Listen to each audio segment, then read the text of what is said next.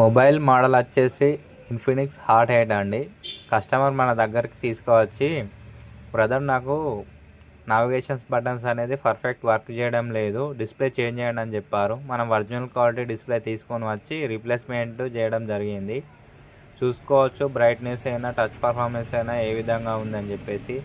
ఇలాంటి tech videos కోసం మన ఛానల్ని సబ్స్క్రైబ్ చేయండి, లైక్ చేయండి, షేర్ చేయండి, కామెంట్ చేయండి. అలాగే మన Instagram channel Tech Hunter Treasures 0622ని ఫాలో చేయండి. Thank you all.